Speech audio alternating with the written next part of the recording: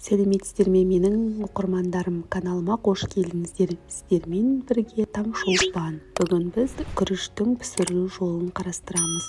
Күріш көптеген тағамдарда қолданылатын дәмді, сонымен қатар пайдалы жарма түрі.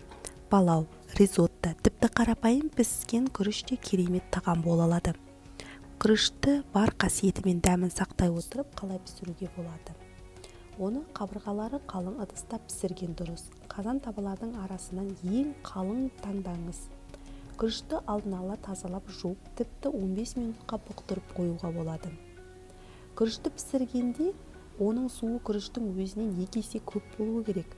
Күрішті пісіру барысында қайта-қайта араластыра бермеңіз.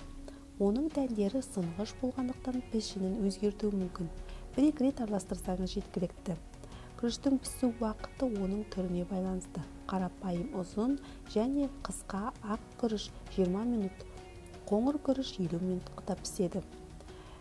Күрішті пісіргенде қатты тұздамаңыз. Ол суды қатты сіңіреді, сонымен бірге тұзды алып, тым тұзды болуы мүмкін.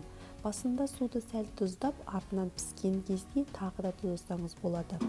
Пісіру кезінде судың бетіне көбік шықса, оны тездетіп алып тастаңыз, себебі оның құрамында денсаулыққа зиян қосылыстар болады.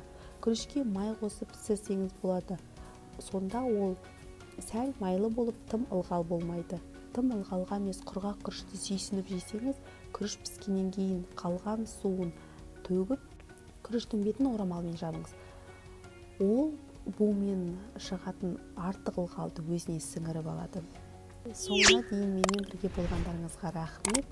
Астарыңыз дәмді болсын. Қош сау болыңыздар.